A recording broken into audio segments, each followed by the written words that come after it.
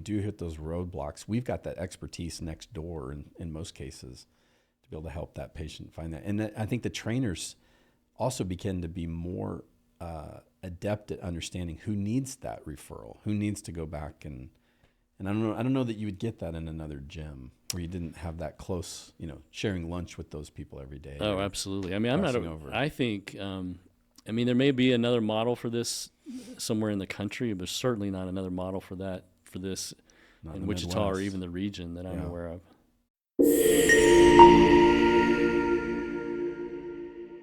All right, so this is the first episode of the Prairie Health and Wellness Podcast, or the PHW Podcast, as we're going to call it. And I am super excited that our first guest is Dr. Jay Weimar. Dr. Weimar and I have been friends for a long time. He's been an important, I'd say, ally to our clinic. I rely on his expertise in his field, which is the field of neurosurgery.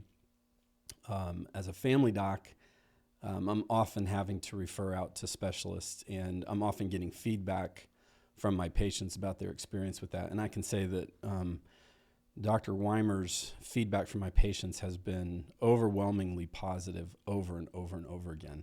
And I think one of the things that you probably don't remember this, but early on I would send you a patient, and I think you at that time knew that I was more functionally minded and wasn't jumping right to a pill for a problem for most of my patients. And you would call and say, hey, I'm really sorry, but I think I need to take this person to the OR. And so you would apologize when you would have to do your job as a surgeon. And I think I really appreciated that because I knew that, number one, you were similarly minded as me, and that probably the most important thing we have to do is identify when we shouldn't be doing something. Right. I think I remember hearing, during my medical training, a doctor said it'll take you about 5 years to really learn how to prescribe medicine properly, and about 15 years how to learn not to prescribe medicine.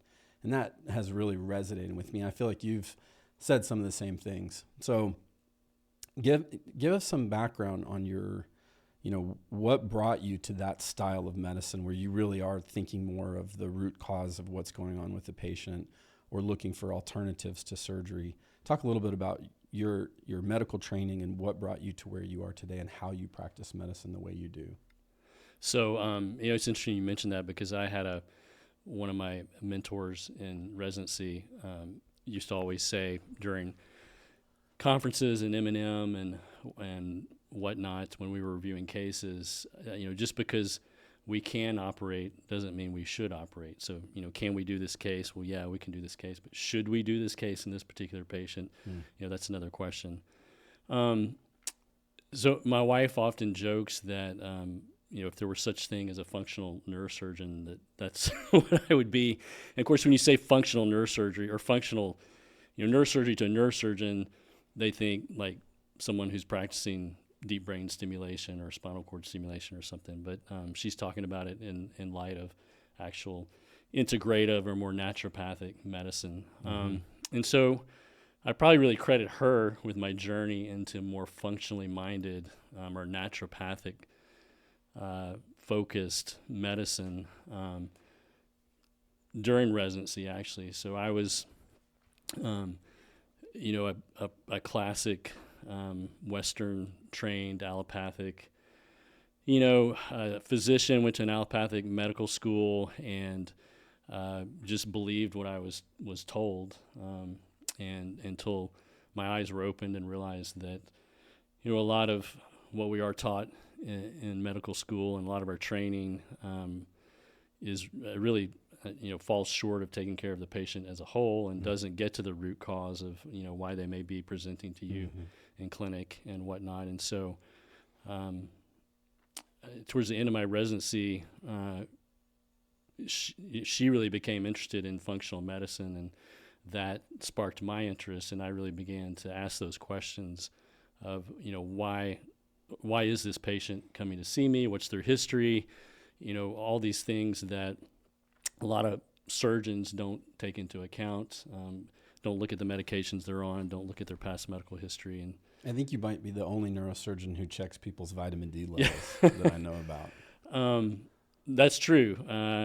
unfortunately, and it's sadly every single person that I check a vitamin D on, I mean, literally 9 times out of 10, it's not just low, it's subnormal, and so which is below 30, I think nanograms per deciliter, but most people, it's even in the single digits. So, what was your understanding of functional medicine? I think that's a term that a lot of people hear and they don't understand what it means. What was your understanding as your wife got interested in functional medicine? What was your early understanding of that? Well, so of course, initially because of my, how I'd been trained, I definitely looked at it with an eye of skepticism. I thought, well, that's quackery, and that's snake oil, and unproven. It's unproven. There's no research to support that's it. Not FDA approved. Of course, that's a subject for another day. But that phrase FDA approved doesn't hold quite the gravitas that it did years ago, I think. No, not anymore. For sure. Yeah. For sure. After the past, several years, I think most people have come to that realization. It really was. I mean, the audience probably doesn't care to know this, but we had a child at the time that was diagnosed with a condition that the physicians said would be chronic, and he would have to be on chronic steroids the rest of his life, and there really was no good treatment. There was no cure for it, and my wife, to her credit, didn't accept that as an answer, and really began to delve into alternative treatments, and so. Like I said, that really kind of got me interested in exploring, alternative treatments other than just, a pill for every ill or, a surgery for every patient that comes through the door. So I don't know if that answers your question. Yeah, it does. I mean, I think the idea behind functional medicine, like you said, it's getting to the root cause. And, for me, we joke that it's solving problems you didn't know you had in ways you don't understand. I mean, there really are, I think, a lot of complexities about the human body that you and I were talking before this, that they don't lend themselves easily to studying in a randomized, double-blind, controlled trial. Those trials are where you're flipping one bit and then trying to measure an outcome and seeing if there's a statistical deviation in the signal that will tell you, did flipping that bit produce this change?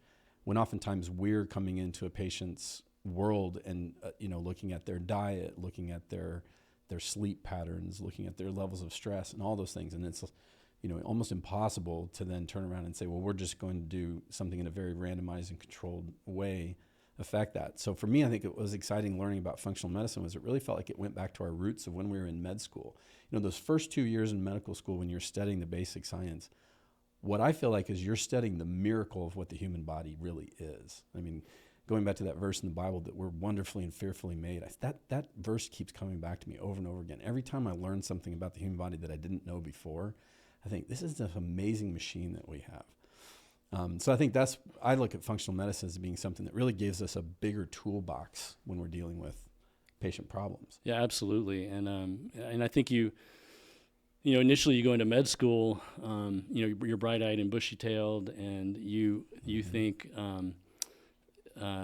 you don't really have an appreciation for the fact that this is much more art than it is science. And I thought everything had been figured out, and of course we know why everything works the way it does, and we have an answer for everything.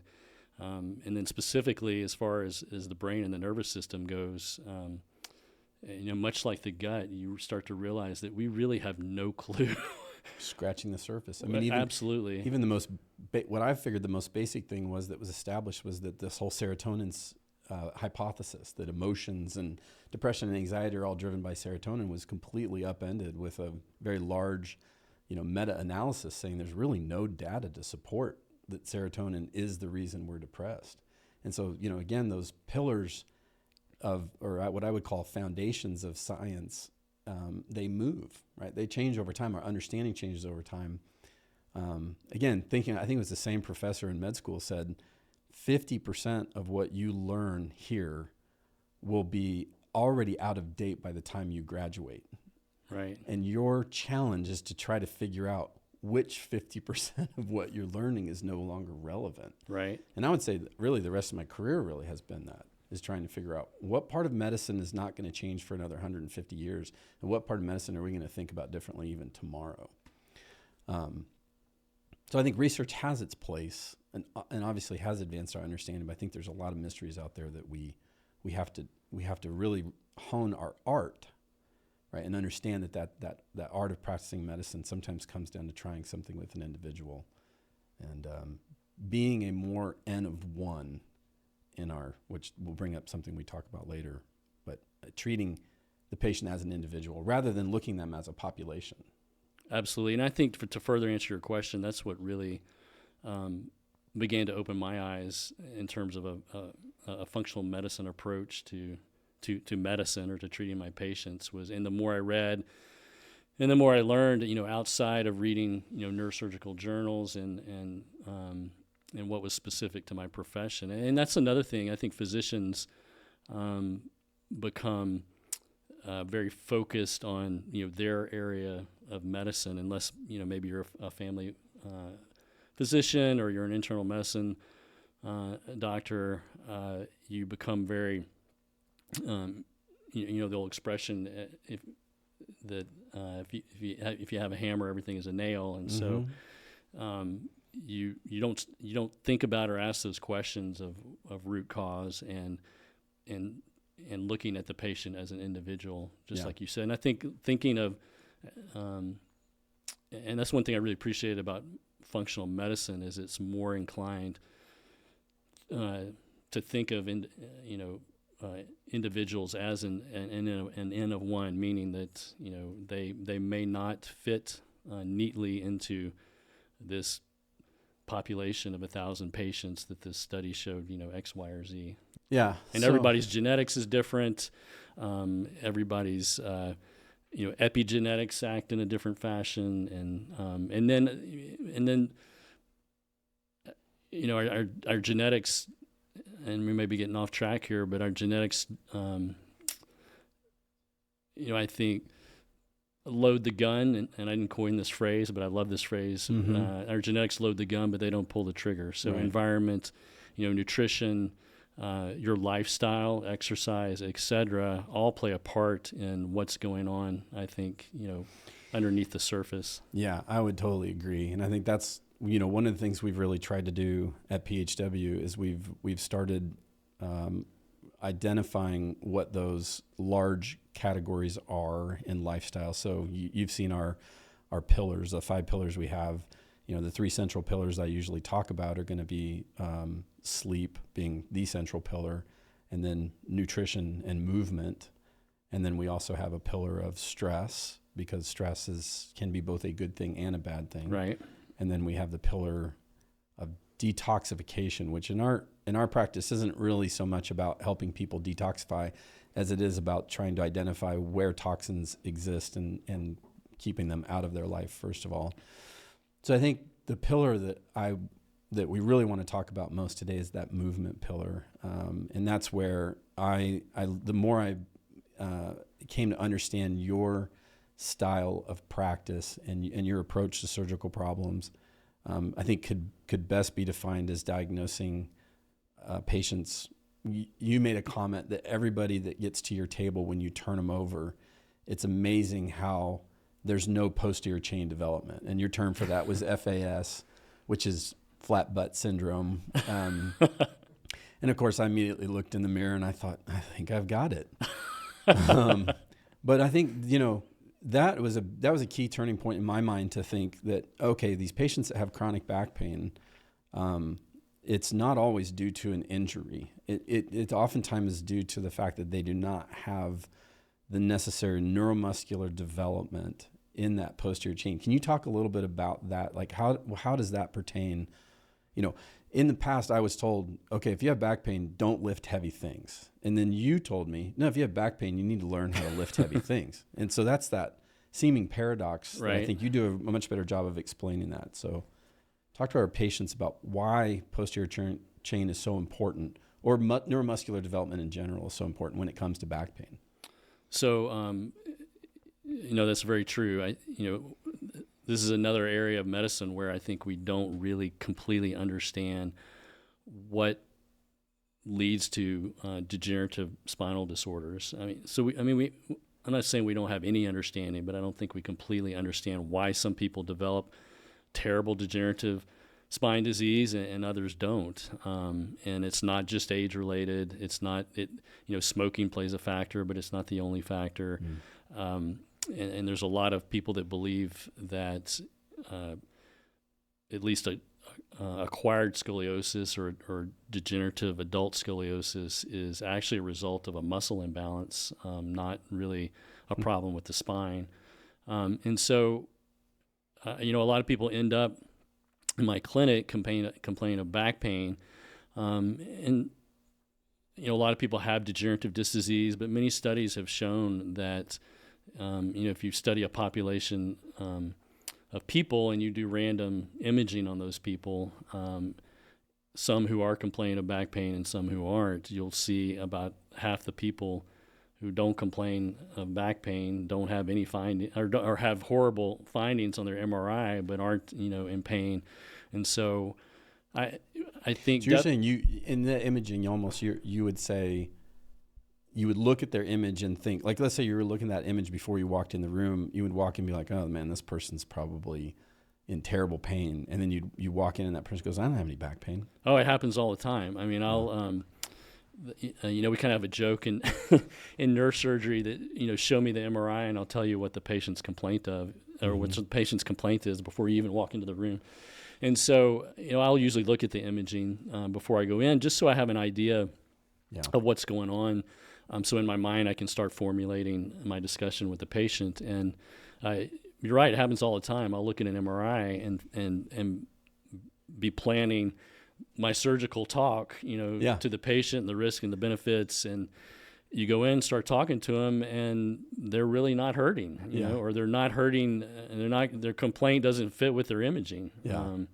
And so, it really began to dawn on me how important, back to your original question, how important the paraspinal musculature is, how important the core is, how important the gluteal region is for spinal stabilization, particularly in the lower lumbar spine and the sacrum and the pelvis. And so I think, kind of back to your earlier question, I see so many patients who have atrophied and completely underdeveloped posterior chain, paraspinal musculature. They have no core, or they're overweight, and sometimes I describe it as, tell patients, you're carrying around like a 15-pound sack of potatoes, just above your belt line. Of course your back hurts, and they don't understand why my back hurts. I have similar, people will come in and say, I'm just tired all the time. I'm like, well, you're 50 pounds overweight. If I gave you a 50-pound sack of corn to carry around with you all day long, how would you feel at the end of the day? I'm like, yeah, I'd be really tired too. Right.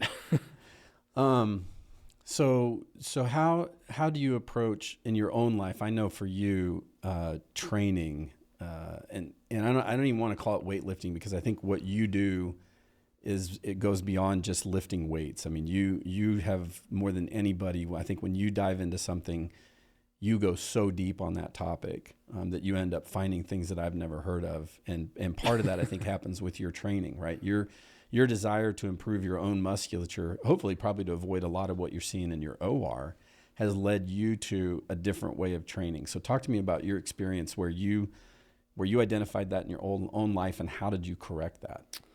So I guess to start at the beginning real quickly, I had always been interested in sports, played sports as a kid. And when we were talking about this the other day, and grew up playing basketball, football, soccer, and just was very active from an athletic standpoint, worked out in the gym for football, and got to college and didn't work out quite as much in the weight room, became more interested in running, and by the end of my college career had become real interested in the sport of triathlon. When I went to grad school, I really dove deep into triathlon, and was biking hundreds of miles a week and swimming and running, and I was in great cardiovascular shape. And I got to med school and didn't have as much time to train, but I was still running and still swimming to some degree and still cycling on the weekends. And towards the end of my residency training, had lost a significant amount of weight, was down to like 135 pounds, which for my frame was too light. And I looked like, oh, he's in great shape. He's skinny, he's thin. And one day I went to do some pull-ups, and I could do one pull-up, which was embarrassing for me. So at that point in time, I think the light bulb went off in my head. I got to do something. This is ridiculous. Yeah. And I was skinny fat. Right. So I really, I looked like, oh, he's in good shape, but I really had no muscle mass on my frame and had no strength. And so started just working out lightly with some dumbbells and doing some, I don't know if you remember the program P90X, but started some P90X training, and then that just kind of evolved. I never finished one P90X workout. We'd get about 75 minutes in, because they're an hour and a half workouts. Right. And I remember my wife and I had the whole DVD set, and I think we did the first, second, and third. And by the fourth night, I was like, we got to do something different. So I looked ahead and I saw that there was the yoga one, because one of the DVDs was yoga. I was like, oh God, let's do the yoga. That's going to be so much easier. Kicked my butt. And so, that whole workout was depressing. So, that just kind of evolved into adding a little bit more equipment. I think I got a squat rack, or I got a power rack, which I could squat in. And shortly after that, I got into a program called 5x5, which I know you're familiar with. Yeah. And then kind of plateaued with that. And so to make a long story short, just began to accumulate some more equipment in a home gym, and began to see some positive results and gain some muscle mass, and felt stronger and felt better. My nutrition, I really, that was another deep dive for me into the nutrition world, and really made significant changes. For me in residency, eating healthy was, I chose the baked Lays instead of, the regular baked Lays. So what were the potato chips that were made with the fat substitute? The Olean. Olean, yeah. Remember those? Oh man, the Olean was great as a colonoscopy prep. That's all I remember. Just massive diarrhea in people who ate too many of those. Right. And I remember, in college, that sugar-free, remember how everything was sugar-free? Yeah. Entenmann's Bakery, remember that? Mm-hmm. And all the girls were so excited because it was fat-free, but the carbs were just insane. Yeah, absolutely. That they had in there.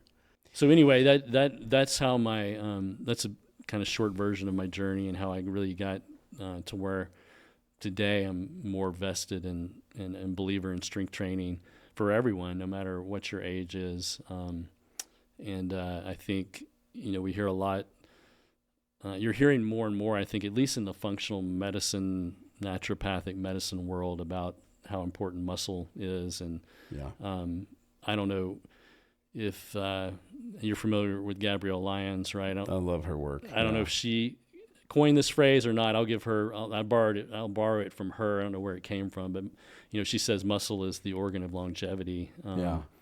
And it may not be the muscle or it may not be the organ of longevity or the key to longevity, but I definitely believe it's an important one. It's a huge one. Yeah. So I think that brought you and I talking about how we could collaborate more, and with the goal of hopefully helping our patient population more. And so, you and I sat down and talked about what would it look like if we opened up a training facility that really took these principles and helped people on an individual basis. And so that began Transform Training, which we opened almost a year ago.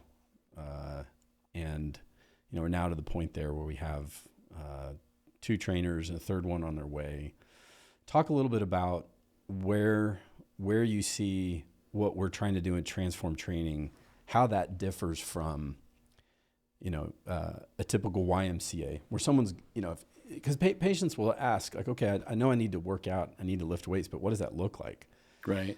And, I'd say I gave a lot of people the 5x5 program, and it is a fantastic starting place for someone who's never lifted weight. 5x5, I saw fantastic results with people. Oh, agree. Totally. Yeah. But my own experience with 5x5 is that I would get to the point where, 5x5 is all about lifting it's the same 5 exercises. So you got squat, deadlift, overhead press, bent over row, and bench. And you're doing, squat every other day. So it's a very squat heavy program. If you finish the last rep of the last set, which is 5 sets, 5 reps, then you're going to add 5 pounds to that exercise the next time you do it, which is great because initially you have a really nice linear path for your strength. But then you get to the point where most of your workouts, you're just failing, right? Because you haven't, and I didn't understand why, but I got to the point where I was literally dreading going down in the basement because I was like, I'm going to go down there, I'm going to do my warm-up sets, I'm going to load the squat bar with all this weight, and I'm going to do 1 rep, and I'm going to fail because I'm just at the point where I cannot move the weight anymore.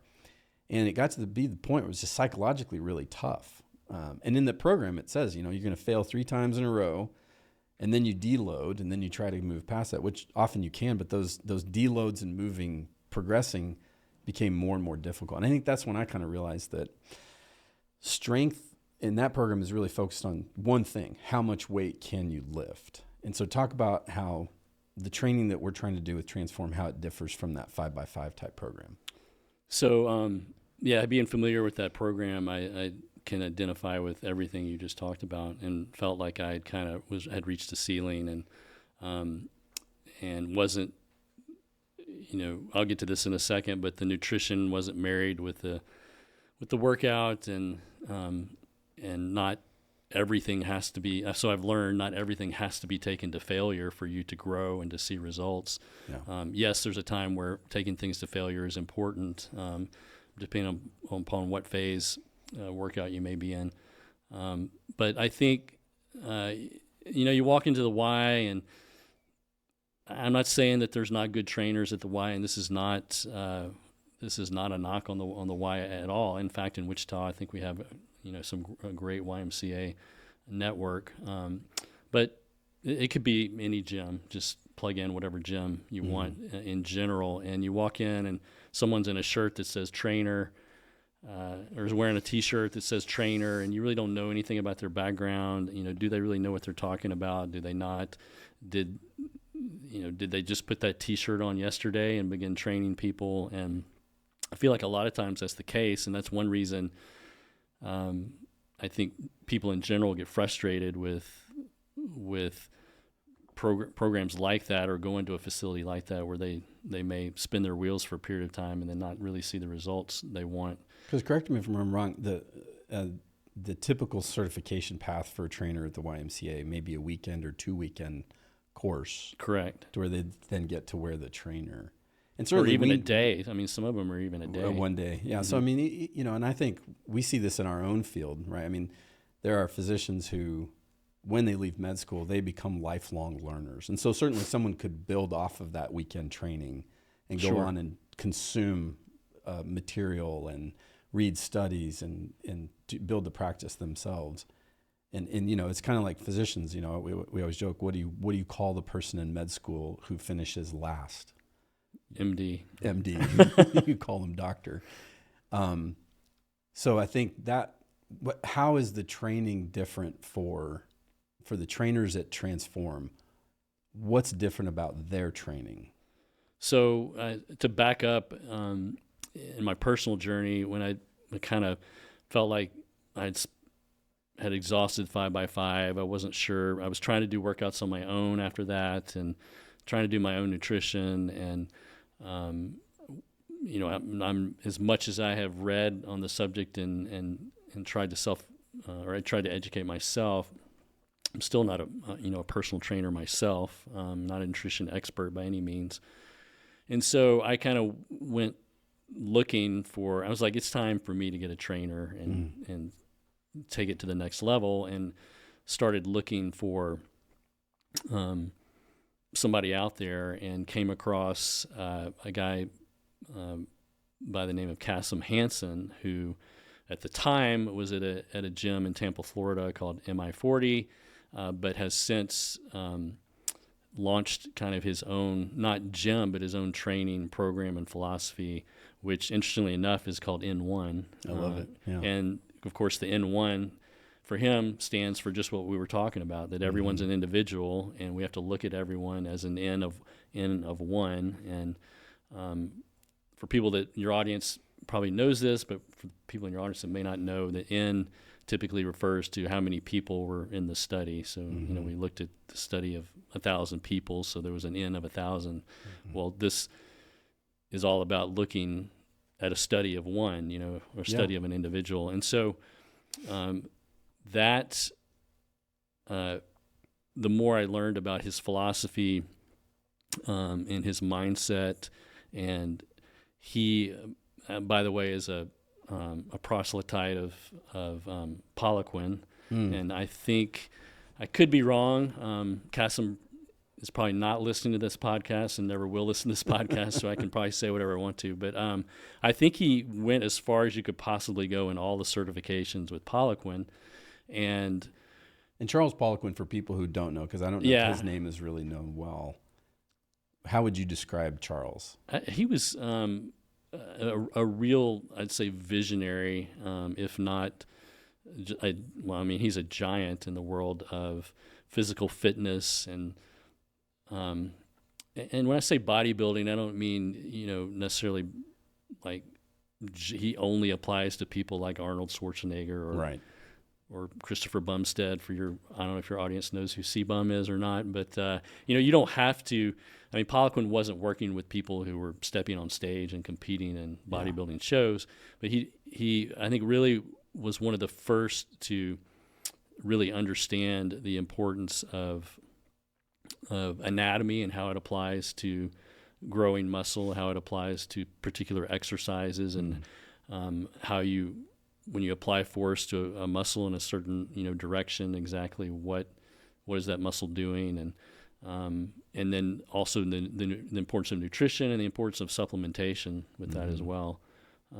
So anyway, back to Kasim, he I think went as far as he felt like he could go with this guy Charles Poliquin, and has kind of even further developed his own methods and now has his own certification, which is very extensive and exhaustive. And so all of our trainers go to N1 and go through the N1 training to become N1 certified. And that is not just a day or a weekend. It's months. It's months of training. I think it can be done online through working through various videos and whatnot, but it does also require an in-person practical where you go for 4 days, and you have to essentially train with the trainers at N1 and really learn how to put people through these particular exercises. And well, and so I came from 5x5 and started working with my N1 trainer almost a year ago. And I think what's amazing about the periodization that you touched on, that there are times when you're trying to build hypertrophy. There's times when you're working on that neuromuscular control. There's times when you're working on hypertrophy of the sarcoplasm, which I don't think I fully understand that. But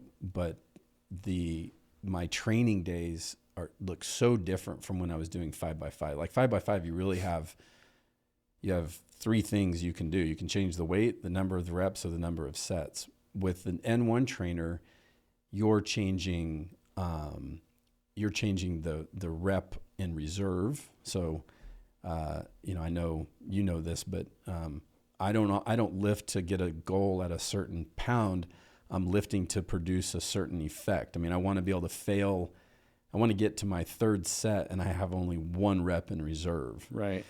And that changes based on what period I'm in, or I may be changing my tempo. So with 5x5, there's nothing about tempo. It's just get the weight down and pop it back up as fast as you can. Whereas with my N1 trainer, he's always saying to me, slow it down, which makes it a lot harder, but it's also exercising a different part of that muscle. And then failure is different even the way I fail is different for different periods. So sometimes he doesn't count it as a failure until I've failed in the very top of the movement, and then I'm done. In other days, like today, it was like you're not failing until you can't get out of that starting position. So whether the muscle's in its lengthened position or the shortened position. So it's amazing to me that similar how functional medicine has this really large toolbox, I feel like an N1 trainer has a gigantic toolbox for how to challenge the muscle to produce that adaptive change, which is ultimately what we're trying to do. Is we're trying to get the organism to adapt and lay down more muscle. Right. Yeah, and until I was introduced to N1, I'd never even heard of this concept of that a muscle. I mean, of course, I fundamentally understood it, but from my anatomy and my background as a physician, the terms made sense to me, but how that applied to training, lifting weights, that you could work a muscle in the shortened phase versus the lengthened phase. And as I began to train myself, learned that on certain movements, I might be very strong in the short phase, or my quads might be and this is true of me, actually, it really is true of me. My quads are much stronger in the shortened position than they are in the lengthened position. So if I'm doing a leg extension where I'm working in the short, or really working that muscle in the short position, I'm stronger than if I'm doing a squat or something, or a hack, a barbell squat or a hack squat. Or what if your triathlon training changed some of that? Because bikers, it's a different. Your force curve's probably a lot different. I think you're in the short position a lot. Your pedal, you're squeezing that shortened position to get that pedal to go to the next rotation. And then nutrition again in 5x5. There's no mention of how much protein do I need? How much protein do I need in this phase of my training? How do I utilize carbs effectively? I've gone through periods of time where I've done 0 carbs. I've gone through periods of time when I've tried to do higher amounts of carbs. And so, the nutrition component that you talked about, I think, is huge, because if you're doing all this training, but you're not giving yourself an adequate amount of protein intake, you're really taking 3 steps forward and 3 steps back. Yeah, absolutely. And to carry that even further, I've learned how important it is that your nutrition match whatever particular phase you're in. So if you're in a particular phase of training, you may need more carbs and less fat. And if you're in a hypertrophy phase, you may need more carbs than fat. And it's an individual response too, because you probably respond very differently to carbohydrates than I do. Absolutely. So I'm what's known in the horse world as being an easy keeper. Don't have to give me too many oats, and I'll put on a nice thick layer of winter fat. But it became very, I realized how important that your nutrition was, just like you said, to your training, and that it's almost, I think, impossible to really to grow and achieve your goals if the two aren't, married together. Well, I think some of the things we struggle with patients is that they want to use diet to lose weight, and I think that can help. But you had a phrase that again, you've got some great phrases that continue to stick with me or haunt me. I'm not sure which. You said one day, we're like, well, you can't outrun your mouth. And I've thought about that. Like, well, these people that are doing tons of cardio, this as a triathlon, when you start first triathlon training early in your season, you're putting in a lot of volume. And after, riding 30, 40 miles, you're pretty tired. But then the more you do that 30, 40 mile ride, you end and you're not as tired. Your body has adapted to become more efficient. So you're technically burning fewer calories on that 40-mile ride 3 months into your training than you were burning your first month of training. And so if you're trying to simply burn calories, the more you exercise in that cardiovascular state, the more efficient you get. So you either have to add more miles or go faster. It becomes very difficult to adapt that. Yeah, absolutely. So why is weight training different? How does weight training help people lose weight? So, and this is another fallacy, even I think among my, just to elaborate on what you said, among our fellow physicians is, and this is what I learned in med school, is calories in equals calories out. And I know you know this, that it's not that simple. It's much more complex than that.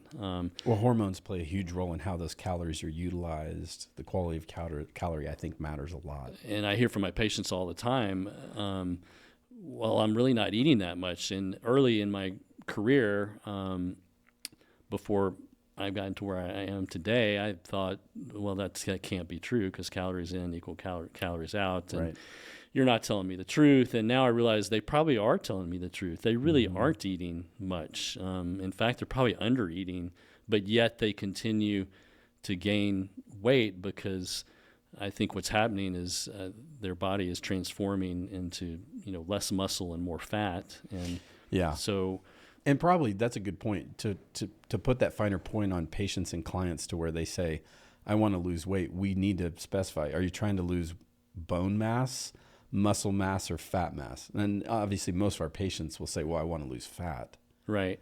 But I find that challenging. I have, especially with my female clients, that they will look at the scale and say, well, the scale's not moving. And I'll look at their DEXA scan, which is it's a highly accurate way of assessing their body composition. I'll say, well, you've lost 5 pounds of fat and gained 7 pounds of muscle. So the scale moved up, but you're less fat than you were before. And I think sometimes I find that most difficult for my female patients to accept, maybe because they're focusing just on the scale weight. Yeah, absolutely. And so to kind of answer your original question, I think, those biometrics are important. And yes, weight is one thing we look at, but like you said, it's not really indicative of what may or may not truly be happening. What you should really be interested in, and this is what I think makes us unique too, is it depends on what are your goals? So we sit down with every client and do an intake session, and that's one of the things we discuss is, what are your goals? Do you want to lose weight, and what does that mean, to you to lose weight? Are you wanting to gain muscle? Are you wanting to become more cut? Are you wanting to increase, are you wanting to become stronger? Or are you wanting to kind of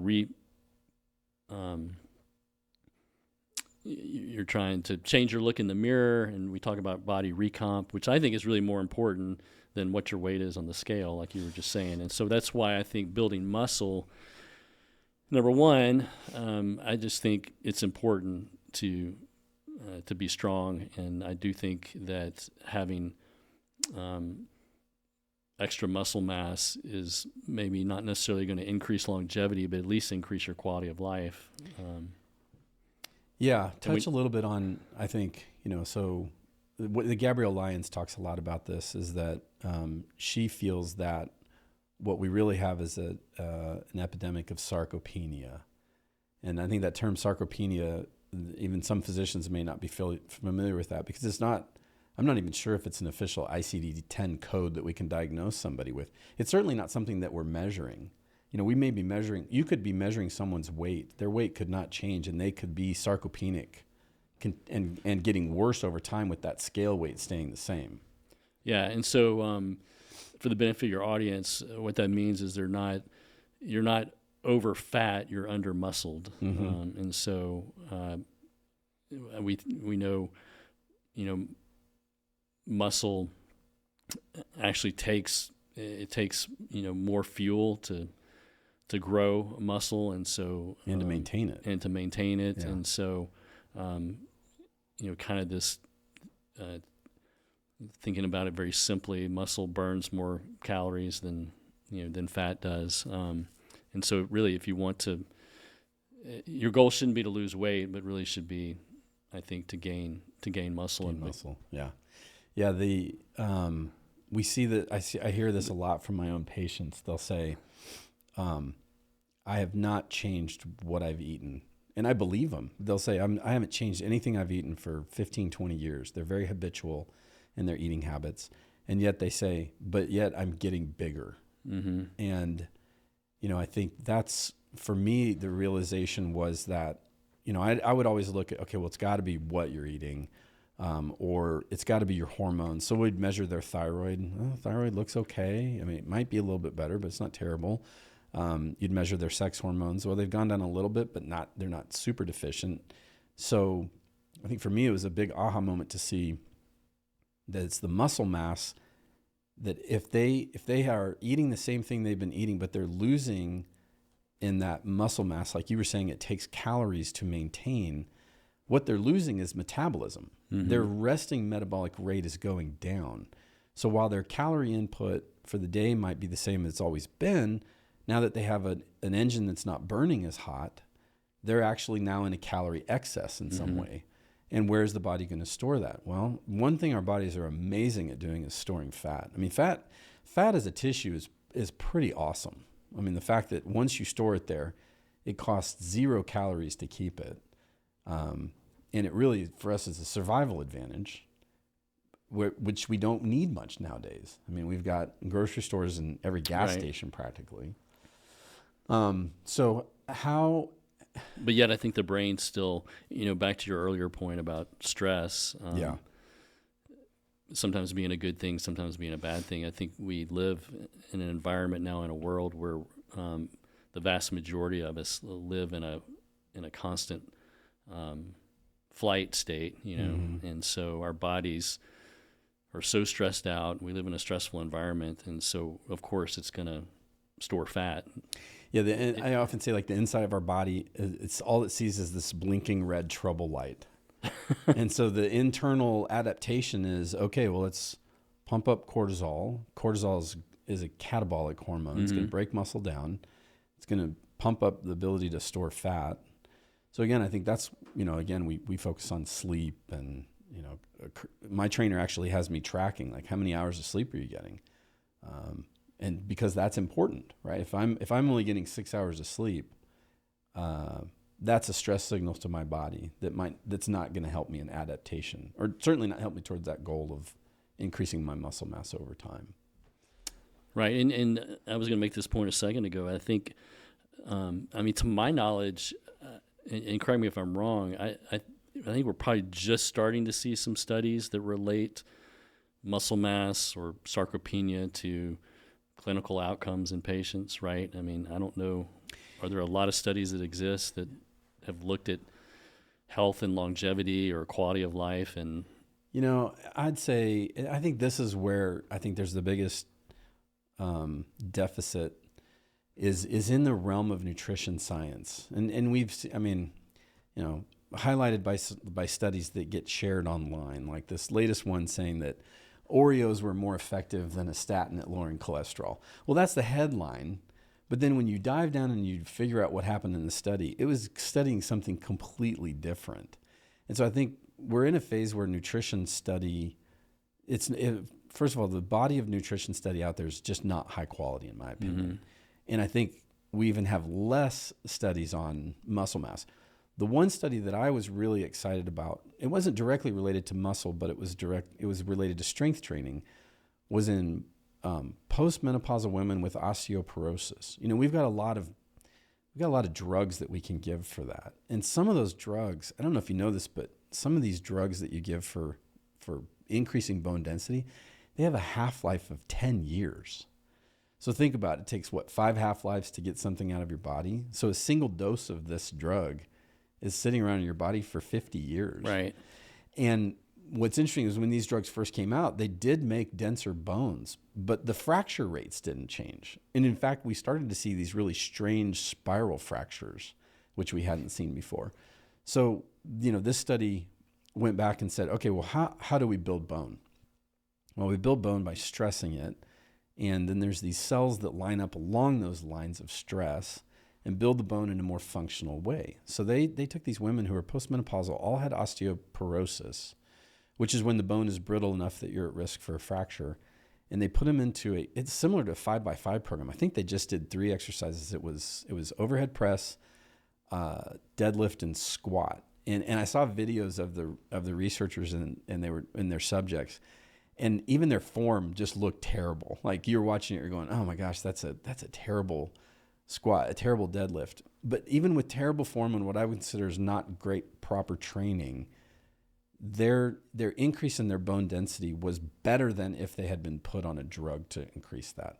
And I would argue probably, and this would take a long time to tease out, probably their fracture rates were lower, right, which is really the thing we worry about. I mean, does it matter if I make your bone density better and I haven't overall improved your ability to not break your hip when you fall? And so I think going back when you asked, like, well, how is building muscle, how is that the anti-aging organ, right? Or the organ of longevity? I think a lot of it is that muscle's there to protect us, protect our joints, and we move better, right? I mean, your ability to squat. I mean, how many patients do you see who couldn't squat, who couldn't do an air squat that come into your office? Yeah, many. Many. And yet why is that? Well, because, we all come out of the womb and through our normal neural development, every toddler can do a perfect squat. I mean, you've seen these kids sitting on the floor and they've got their elbows between their knees and they're playing with something and they can do it for really long periods of time. And then we take that toddler and then they go to kindergarten. Well, what do they do in kindergarten? Sit them in a chair. And then that's it. They're sitting in a chair for the rest of their life. And so we kind of destroy that ability. But so I think some of the training is actually going back to what we learned, those neural patterns that we're supposed to have as we developed as humans. We've lost a lot of that. Mm-hmm. And I think certainly doing a proper squat, having a proper hip hinge means that you're going to be more protective in a lot of ways. But I think also it speaks to metabolic flexibility. I see my patients that have a higher resting metabolic rate, they're less likely to be insulin resistant. And I think insulin resistance is one of these diseases we're just not tracking enough of. We're not watching someone's fasting insulin is rising over time. And even though their glucose may be staying steady and their A1C isn't moving, we'd say, oh, everything looks to be fine. And all of a sudden they're diabetic the next year. Right. Like, what happened? Well, if you'd been following their insulin all along, you'd see their insulin went from 6 to 9 to 16 to 40. Their pancreas is just at the point where it's redlining and they can't keep up with that anymore. So that increase in muscle mass, what's amazing about muscle for me is that it can pull that glucose out of the bloodstream and it's insulin agnostic. It doesn't care if insulin's there or not. In fact, you can take a type 1 diabetic who these by definition produce no insulin. And if they have a very high glucose but have no insulin available to them in that moment, let's say they're just not near their supplies, they could go for a run, use their muscles, and their muscles will actually just absorb that glucose right out of the bloodstream. And you can watch their blood monitors go right down. So I think muscle as an organ is just, it's just overlooked. Its value is way beyond just being able to lift up something heavy. Yeah, I agree. Talk a little bit about going back to the phases of training. Talk a little bit about what the neuromuscular, from your standpoint as a neurosurgeon and understanding how the brain is teaching the body to move. What do you feel like that training is doing for the individual? That neuromuscular training, which is not necessarily about strength. So, I think you're developing, simply that connection between the nervous system and a muscle and that muscle movement. And so by putting that muscle through certain movements, you're developing those pathways, those neural connections, and enhancing those. So for someone who, and this is where I think, and a lot of people have, issues with that they don't even realize, and this is where I feel like a lot of people would benefit with an evaluation by a MAT specialist like you have at PHW, a muscle activation technique specialist, mm-hmm. where that they can reconnect the nervous system with that muscle, so that muscle may not even be firing. And so whether that be the paraspinous musculature like we talked about earlier or the glutes, I think it's that certain movements, certain exercises can retrain the nervous system to fire that muscle again. Yeah, that brings up a really interesting thing. So I had a session with our muscle activation technique specialist, and I thought what I was having was a problem with my quad. And in the evaluation, he identified that my hamstring wasn't really firing.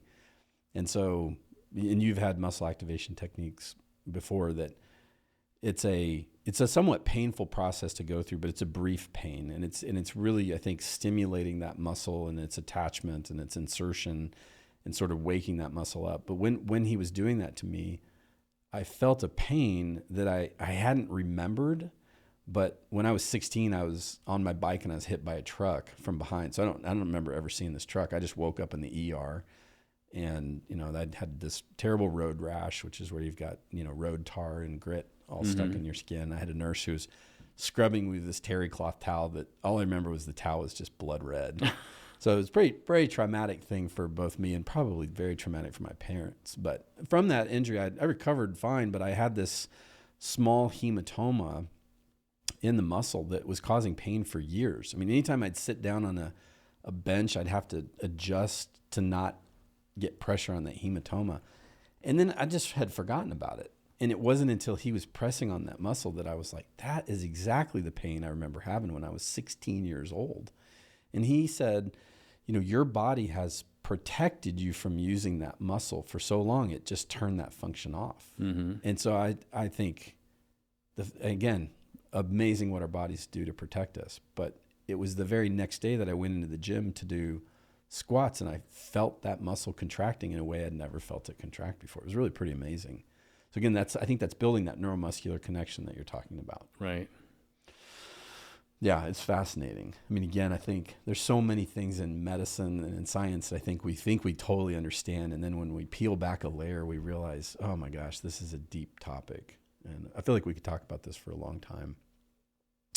What are some of the challenges you see specifically in training as you see it for your female patients? What are some of the things that they maybe worry about, or what are some hesitations they have for not going into doing weightlifting in particular? Because I think they're the ones who want to do. They always say, I want to tone. Right. We hear that term a lot, and I want to lose weight. So they want to look skinnier, I guess. So what are you hearing the female client especially consistently say that keeps them from lifting heavy weights?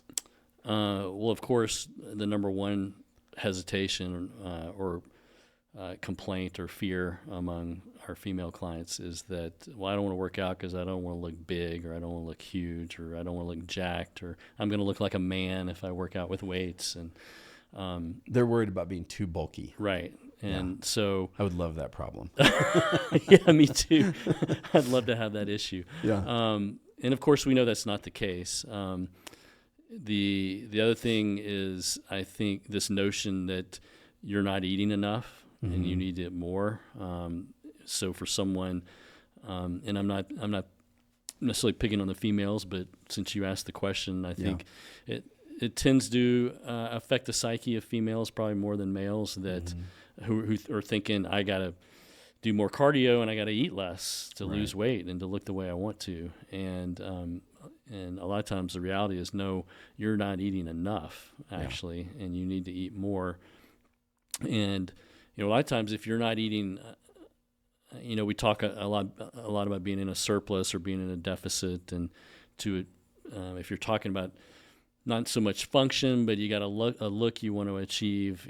To achieve that look, you might have to actually eat more, because you're on so few calories now.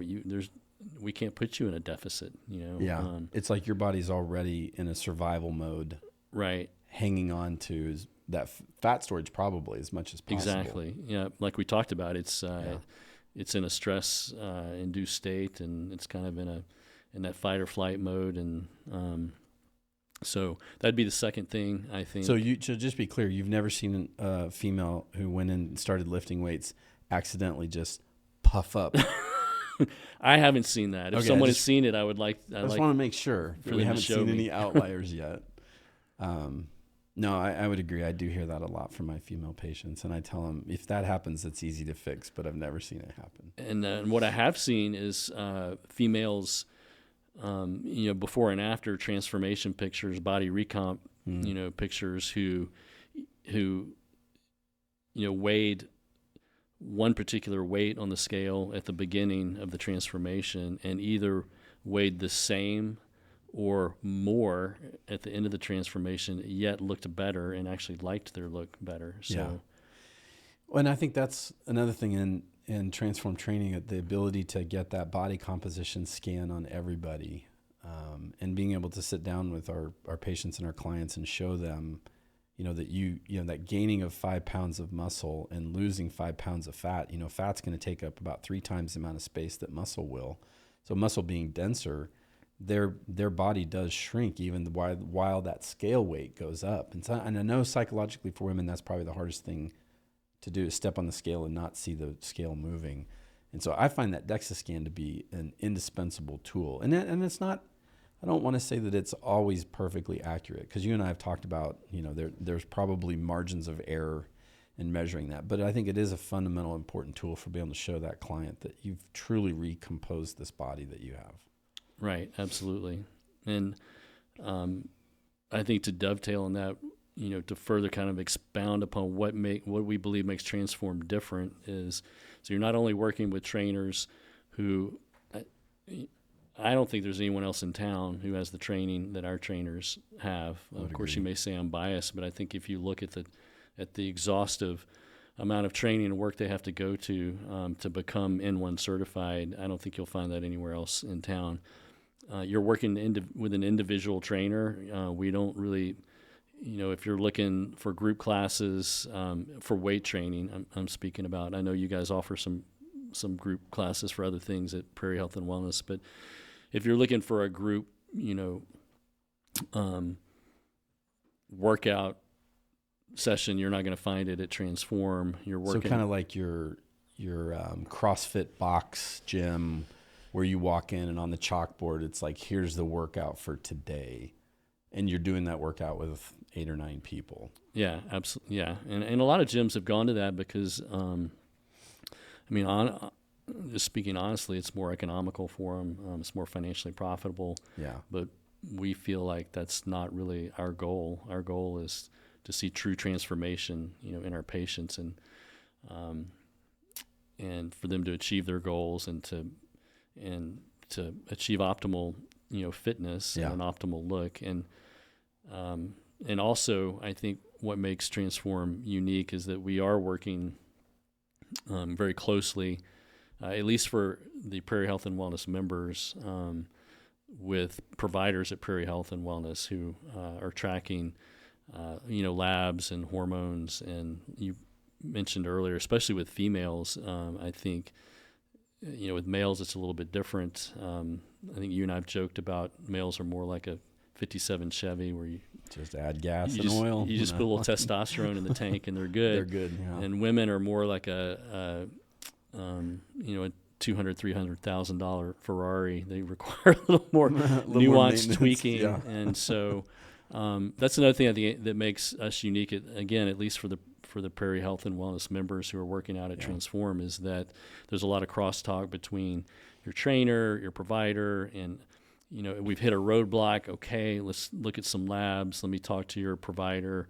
What might be some things that are challenging you that I'm not aware of. Well, and I know we even had one client who just didn't really seem to be stumbling, and so for that client, we said, you need to go back and see physical therapy first. Mm-hmm. So we've got, a partnership with Phoenix, and we've got PT in our movement center now. So, and then with movement, we also have chiropractors who, I think our chiropractors, I would also say, are the most unique chiropractors in Wichita as well, have a very different approach that they do with their chiropractic medicine.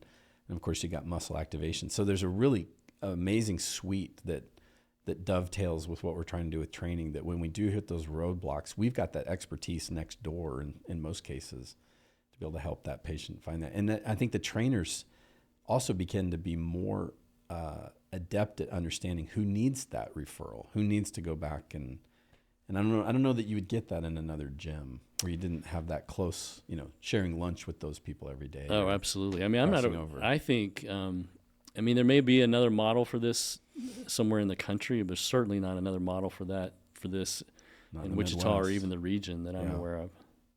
One other thing I hear patients concern is when I talk about their protein intake. You know, I will do their DEXA scan, and oftentimes I'm primarily looking to see what the muscle mass is, so I can find out, are you getting enough protein in your day?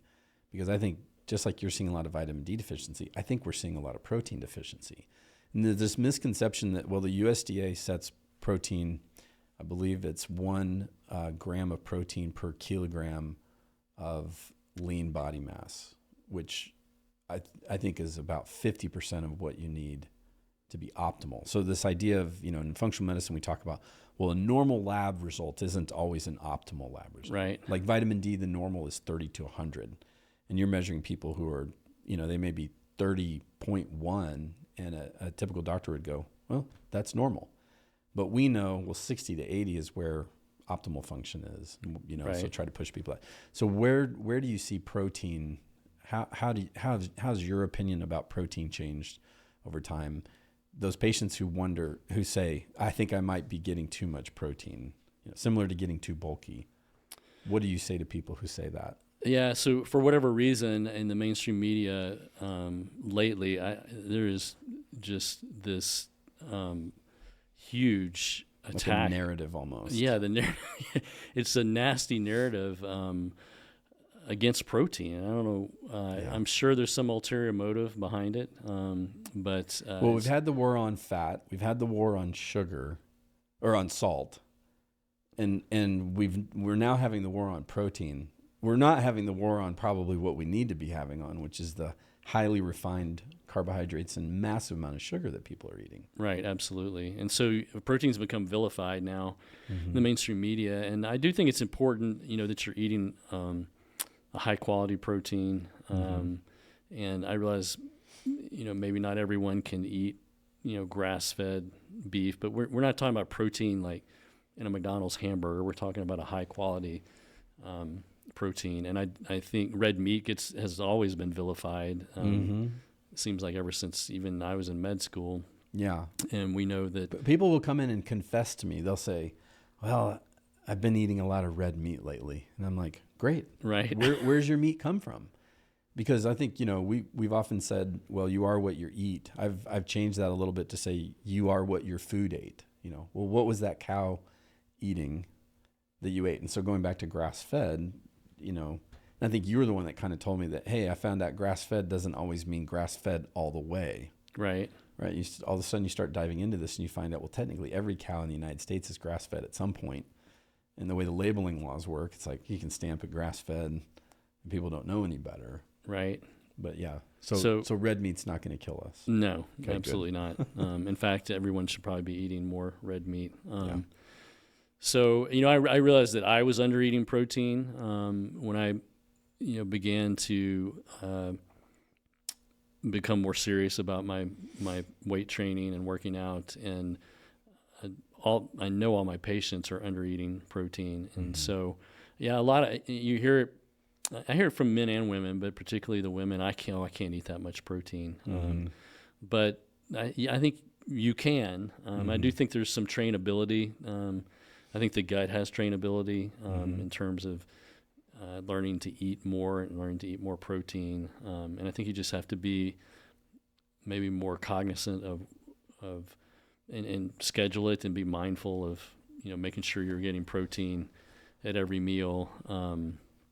You know, back to Gabrielle Lyons, I know she's a big proponent of, I think she says 35 or 40 grams of protein per meal, every meal. Yeah, for women at least. I think she is a proponent of at least maybe 0.8 to, I think she says, how much protein does she recommend? I think she's at the point where it's 1 gram of protein per pound of lean body mass. I couldn't remember if it was 0.8 or 1 gram, but which, you know, comes out close to that 1 kilo. You can do it 1 kilogram per pound of ideal body weight. So again, ideal body weight is what you want to get to. Lean body mass is how much of you is muscle, bone, and tendon. In our clinic, we use the 1 gram per pound of lean body mass, which for most women is going to be 90 grams of protein a day. And I'll ask them how much protein you're eating. They're like, I'm probably not even half that. And sometimes they'll say, well, I don't know how much protein is in food. I'm like, well, 1 egg is 6 grams of protein. And their eyes are like, oh my gosh, that's a lot of eggs to eat. Right. So yeah, but if you're eating, beef, chicken, pork, I mean, there's a lot of ways to get that protein. But yeah, I think that I don't understand this whole like, well, won't that hurt my kidneys? And I'm like, no, you know what hurts your kidneys? Diabetes. I mean, that's the number one cause of kidney failure. It's not eating too much protein. So I don't know where that's coming from, but I do hear that narrative a lot, and that irrational fear is what I call it.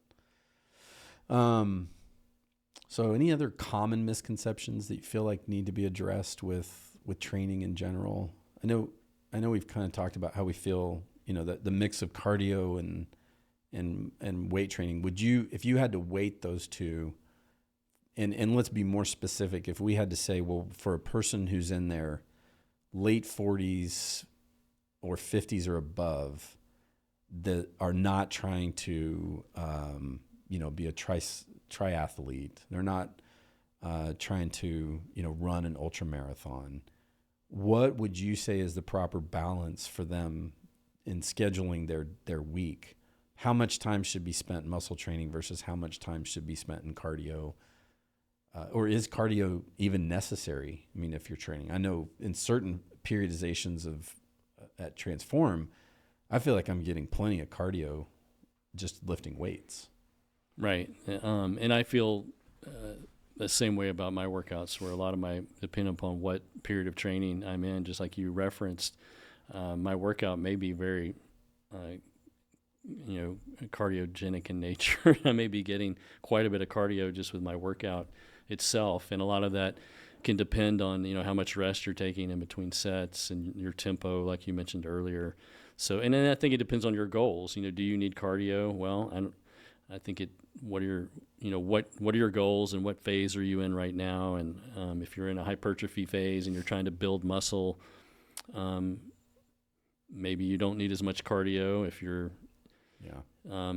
in a phase where you're in a deficit and you're trying to maybe burn some fat, and you can, there's this misconception that you can't build muscle in a deficit too. I think you can gain muscle in a deficit. It just has to be done the right way. Yeah. And so, another plug I would say for Transform is, and one thing that I think we didn't touch on this, but might keep women away from the gym or from wanting to work out, is this fear of, I'm going to be in this big gym with all these people watching, and I'm with all these meatheads, and Transform's not like that at all. It's a very individualized experience, and our trainers, teach you how to do the exercises. A lot of women say, well, I don't even know how to, and I'm not picking on women. It sounds like I am, but a lot of our female clients would say, well, I don't even know how to pick up a dumbbell. I don't know how to work out. So I'm so self-conscious, I'm just not even going to start because I don't know where to begin. But I think some of that is, and I see this on social media, that the gym can be somewhat toxic. Right.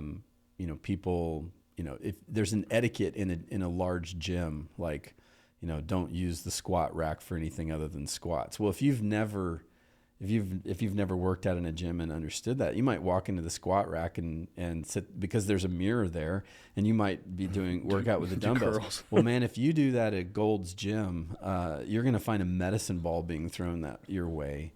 And so I think there's a culture there that, and I don't know that they're trying to be toxic, but you're new in that environment. You may not know that squat rack is just for squats. Don't do anything else in there. But yeah, I think that's a huge benefit, I think, of having that personalized one-on-one training. Another misconception would be, I'm going to get hurt because I don't know what I'm doing. Yeah. And I think at Transform, that's not going to be the case. Again, our trainers are working with you one-on-one. They're going to teach you how to safely do the movements. And so one of the things we've started to do now is we do that functional movement score, which we've actually incorporated that into for our membership. As you well know, we do an annual lab panel for everybody. It's just included in the membership. We don't want it to be a pinch point for people to decide whether they're going to do lab or not do lab. And so we've incorporated now, everyone's going to get a functional movement score, just part of their membership. And it's been a fantastic thing because it gives them an an objective measurement of their ability to do several, what I would call archetypal movements. The ability to lift your leg up and step over an obstacle and be able to do that with balance, to be able to pull your leg back. And you and I have said a lot of times, what you're not measuring, you're not managing. And so that functional movement score, I think, has been another key component to be able to show people that, hey, your functional movement score is improving as you're increasing your strength, because you've got more neuromuscular control, because you've got a better strength that goes through that full range of motion. And these are all things that we didn't get trained on any of this stuff in medical school. No, absolutely not. Yeah.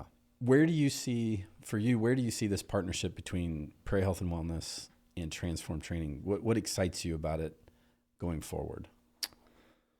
Well, so some of it I've already touched on. The crosstalk, I think, is just hugely beneficial for our clients or our patients, and I see that us only learning how to better facilitate that, how to streamline that, where patients who need physical therapy are getting the physical therapy they need, and like you mentioned earlier, maybe they're not ready to lift weights or lift heavy weights because they have a deficit, or they've got an injury, and so they need to rehab that with physical therapy.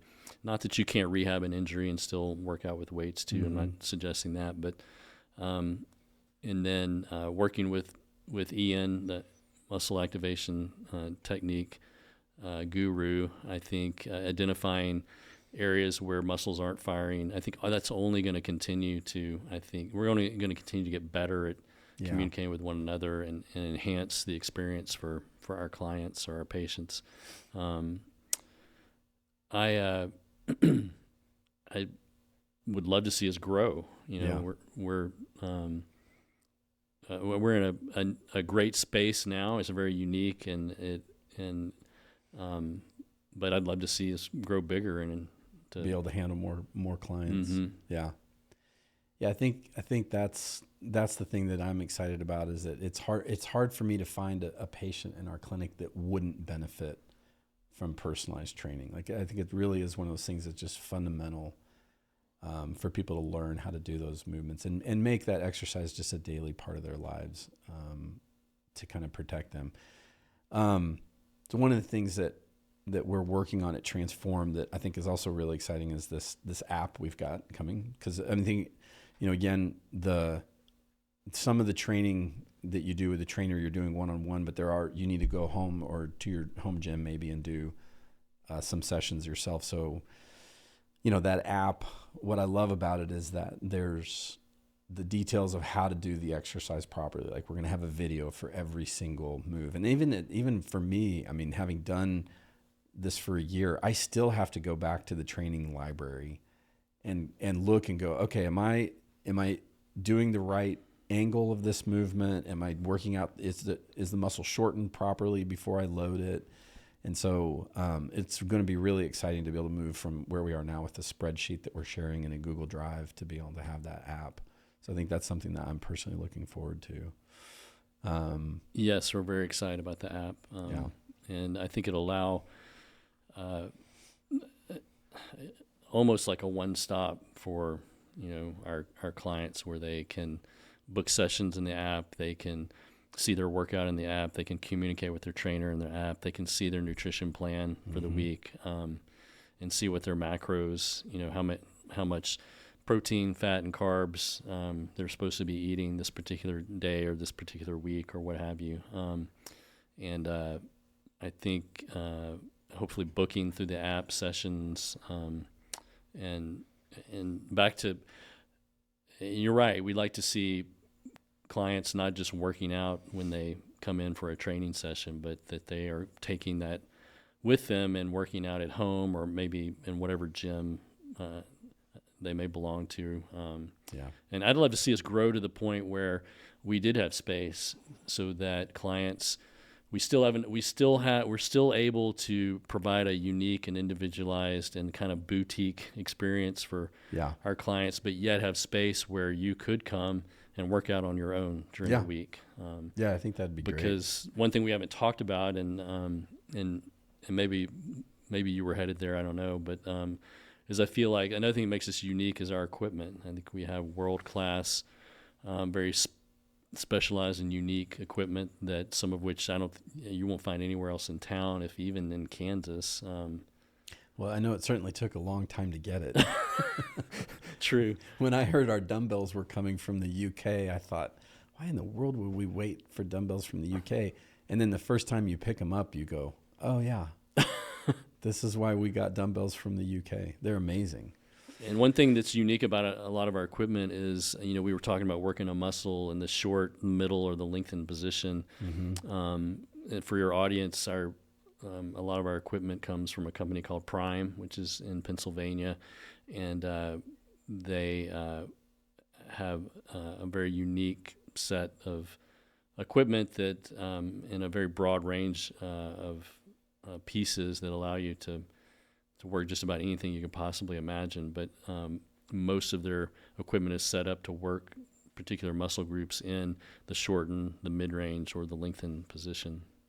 Yeah, our leg extension machine, I've never seen a machine that works quite like that, where you've got this cam that you can set.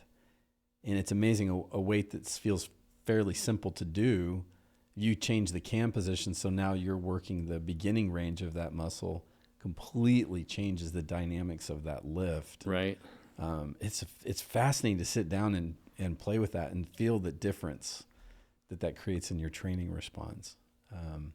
Yeah, and I think I know a lot of our audience is going to be our patients and clients initially, but I'm hoping that, we're at the point now where we're opening to the public. And that's been one of my visions long term, is creating more of a campus feel to what we do, to where our clinic is really partnering with some of these sister companies, and Transform being one of them. And that even if someone's not a member of Prairie Health and Wellness, not a patient in our clinic, I want them to be able to engage, and hopefully they see a little bit about what goes on and how that that interlocking of the disciplines could maybe help them in ways they didn't know. So, absolutely. Well, this is great. I think we worried that we wouldn't have anything to talk about, and I think we've been going now for a little over an hour and a half. So, at least we didn't stare at each other for 15 minutes. Right. Well, I appreciate you more than you probably know. Appreciate your friendship, and thank you for being the first guest on our PHW podcast. Well, I'm very thankful for you having me. I'm very honored for you to have me on today, and especially honored to be the first guest on the PHW podcast. And hopefully you'll have me back at some point. This won't be my only visit. Many more to come.